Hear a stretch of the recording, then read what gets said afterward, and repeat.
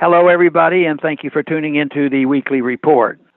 Are President Trump's senior cabinet members working against him?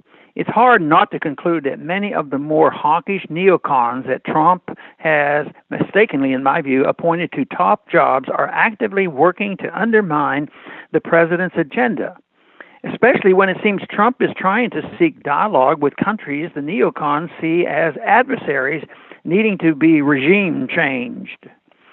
Remember, just as President Trump was organizing a historic summit meeting with Kim Jong-un, his national security advisor, John Bolton, nearly blew the whole thing up by making a repeated reference to the Libya model and how it should be applied to North Korea, as if Kim would jump at the chance to be bombed, overthrown, and murdered at the hands of a U.S.-backed mob. It seems that Trump's appointees are again working at cross purposes to him. Last week, Secretary of State Mike Pompeo announced that he was invoking a 1991 U.S. law against the use of chemical weapons to announce yet another round of sanctions on Russia over what he claims is Putin's involvement in the poisoning of a former Russian spy and his daughter in the U.K. The alleged poisoning took place in March, and only now did the State Department make its determination that Russia was behind it and thus subject to the 1991 sanction law. Was there new information that came to light that pointed to Russian involvement?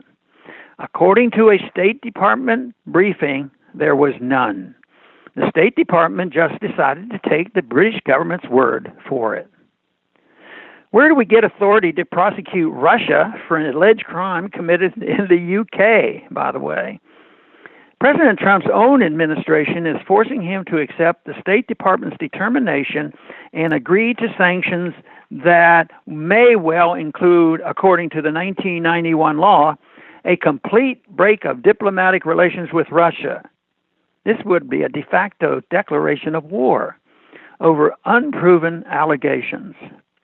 Trump has authority to reject the imposition of new sanctions, but with his Democrat opponents continuing to charge that he is in league with the Russian president, how could he waive sanctions just before the November U.S. congressional elections?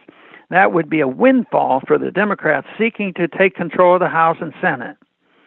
The only way Russia could avoid the second most extreme round of these sanctions in November is to promise not to use chemical weapons again and open its doors to international inspections. What government would accept such a demand when no proof has been presented that they have used chemical weapons in the first place?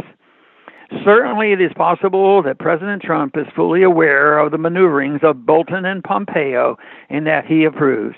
Perhaps he likes to play good cop, bad cop with the rest of the world, at the same time making peace overtures while imposing sanctions and threatening war.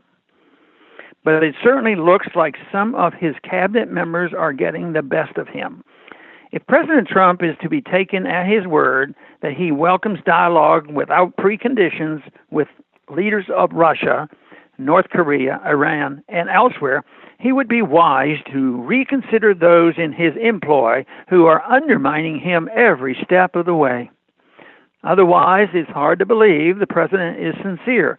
Let's hope he does choose dialogue over conflict and clips the wings of those under him attempting to push him in the other direction. Thanks for listening. Please return to the Liberty Report soon.